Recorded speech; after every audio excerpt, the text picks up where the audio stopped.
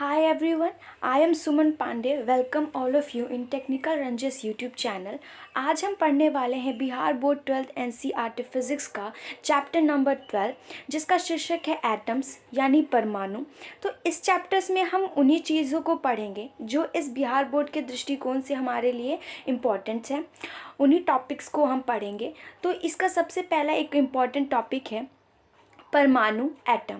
तो परमाणु होता क्या है? तो किसी तत्व का वो छोटा भाग या कण जो किसी भी रासायनिक अभिक्रिया में भाग ले सकता है पर स्वतंत्र अवस्था में नहीं रह सकता। The atom of an element is the smallest particle which takes part in chemical reaction but doesn't exist in free state in nature। ऐसे जो कण होते हैं उन्हें हम क्या कहते हैं? एटम कहते हैं, परमाणु कहते हैं। तो इस चैप्टर का एक इम्पॉर्टेंट जो टॉपिक है वो है रदरफोर्ड्स स्कैटरिंग एक्सपेरिमेंट, और हम इसे रदरफोर्ड्स न्यूक्लियर मॉडल भी कह सकते हैं। तो इसमें जो हमारे लिए पूछा जा सकता है उससे मैंने यहाँ पे लिखा है। तो रदरफोर्ड्स के न्यूक्लियर मॉडल्स के जो मेन कॉन्सेप्ट्स थे वो हमारे लिए याद रखना ज़रूरी है, तो वो हम देख लेते हैं। द फर्स्ट वन इज़ परमाणु में इलेक्ट्रॉनों से घिरे केंद्र में प्रोटॉन का एक छोटा सा किंतु भारी नाभिक होता है। In an atoms there is a central massive part which is surrounded by the electrons. दूसरा है परमाणु के अंदर का अधिकांश भाग खाली होता है। द एटम इज स्फेरिकल, गोले की तरह का होता है, और most of its part is empty. तीसरा है परमाणु के नाभिक का जो आकार होता है वो परमाणु के आकार के कंपैरिजन में उसकी तुलना में अत्यंत छोटा होता है। The size of nucleus is very small with comparison to the entire atom. इसका चौथा जो मेन कॉन्सेप्ट है वो ये है, Rutherford's predicted empirically that the electrons rotated in various orbits around the nucleus while the electron and proton of nucleus has Coulomb force, the attraction which is equal to centripetal force to remain the electron orbiting in the circular orbit. Rutherford ने ये कहा है इस बारे में कि electron और proton ये दोनों, इनमें कूलम्ब फोर्स जो अट्रैक्ट करता है वो लगता है, और इनके बीच जो लगने वाला कूलम्ब फोर्स है वो दोनों ही उसका आकर्षण बल सेंट्रीपेटल फोर्स यानी जो अभिकेंद्रीय बल होता है उसके बराबर होता है। आगे हमारे लिए जो इम्पोर्टेंट टॉपिक है वो है स्पेक्ट्रमी श्रेणी, स्पेक्ट्रल सीरीज। तो हाइड्रोजन जो है एक सरलतम परमाणु है, सबसे सिंपलेस्ट, इसलिए इसका स्पेक्ट्रम जो है वो सरलतम होता है। अगर परमाणु सिंपल है तो उसका स्पेक्ट्रम भी सरलतम ही है। Other series of spectrum for hydrogen they are subsequently discovered, these are known. किस किस नाम से वो जाने जाते हैं? तो पहला है इसका Lyman series. 1 by lambda is equal to r into 1 by 1 square minus 1 by n square, जहाँ पे n हम ले सकते हैं 2, 3 या 4, और यहाँ पे जो लैम्डा है वो वेवलेंथ को डिनोट कर रही है, and r is Rydberg constant को यहाँ पे r डिनोट कर रहा है। दूसरा जो हमारा है वो पास्टन श्रेणी है जिसका फॉर्मूला होता है 1 by lambda is equal to r into 1 by 3 square minus 1 by n square. यहाँ पे आप n के लिए 4, 5 और 6 ले सकते हैं इस तरह से। ब्रैकेट सीरीज, ब्रैकेट श्रेणी के लिए 1 by lambda is equal to r into 1 by 4 square minus 1 by n square. यहाँ पे n के लिए हम 5, 6 और 7 ले सकते हैं। चौथा हमारा है फुट श्रेणी, और इसके लिए 1 by lambda is equal to r into 1 by 5 square minus 1 by n square, जहाँ n हम यहाँ पे 6, 7 और 8 ले सकते हैं।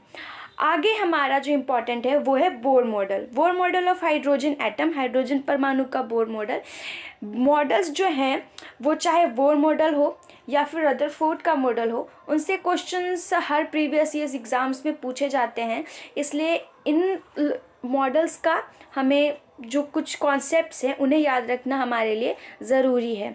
तो हम देख लेते हैं। The main elements of Bohr model is, the first one is नाभिक के चारों ओर चक्कर लगाने वाले जो इलेक्ट्रॉन होते हैं वो अनिश्चित कक्षाओं में परिभ्रमण यानी घूर्णन नहीं करते हैं, बल्कि कुछ चुनी हुई अनुमेय कक्षाओं में ही परिभ्रमण करते हैं।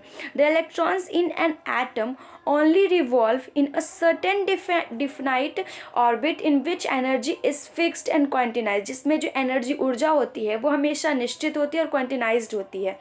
दूसरा कॉन्सेप्ट है अनुमेय कक्षाएं, जो परमिसिबल ऑर्बिट्स होती हैं वे जिनके लिए कोणीय संवेग का मान h/2 लैम्डा 2 पाई का पूर्णांक जो होता है वो अपवर्त्य होता है। Only those orbits are stable in which electrons and the angular momentum, कोणीय संवेग का जो मान है of such orbits must be equal to an integral multiple of h/2 पाई।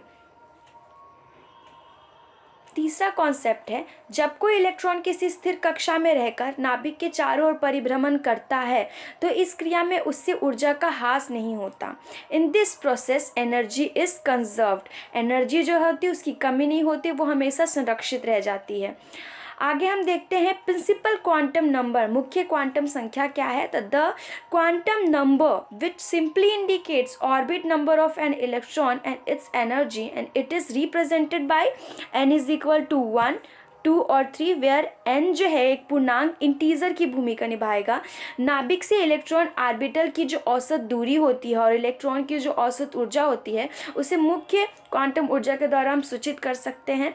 तो हमारा जो चैप्टर 11 था एटम्स, इस चैप्टर से रिलेटेड जितने भी इम्पॉर्टेंट टॉपिक थे हमने कवर कर लिया। इसमें जो इम्पॉर्टेंट टॉपिक था मैं आपको पहले ही बता चुकी हूँ, Rutherford's model and Bohr model, उससे क्वेश्चंस पूछे जा सकते हैं, तो उनके कॉन्सेप्ट्स आपको याद रखने ज़रूरी है। तो अब हम देख लेते हैं कि इस चैप्टर से related previous year board exam में कौन से क्वेश्चंस पूछे गए थे। तो ऑब्जेक्टिव्स, पहला ऑब्जेक्टिव है कि नाभिक का घनत्व लगभग कितना होता है। तो नाभिक का घनत्व, इसका सही आंसर है 2.29 into 10⁻17 kg metre inverse 3। C option जो है इसका सही जवाब है। दूसरा है हाइड्रोजन स्पेक्ट्रम में कौन सी श्रेणी दृश्य भाग में होती है।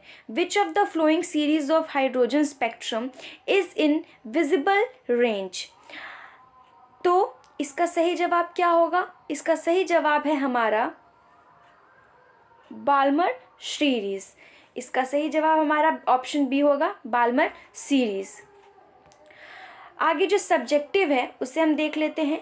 बोर की स्थायी कक्षा से आप क्या समझते हैं, what do you mean by Bohr's stable orbit. तो इसका आंसर है an atom has a number of stable orbits in which an electron can reside without the emission of radiant energy. एक परमाणु में स्थिर कक्षा वो होती है जिनमें एक इलेक्ट्रॉन ऊर्जा के उत्सर्जन के बिना रह सकता है। तो हमारे इस चैप्टर से रिलेटेड जितने भी प्रीवियस ईयर्स क्वेश्चंस थे और जितने भी इंपॉर्टेंट टॉपिक्स थे वो हमने कवर कर लिए हैं। और अगर आप इन चैप्टर से इसके पहले के चैप्टर्स, प्रीवियस चैप्टर्स को पढ़ना चाहें तो आप इस चैनल के प्लेलिस्ट में जाके उन्हें चेक कर सकते हैं और पढ़ सकते हैं। Thank you for watching.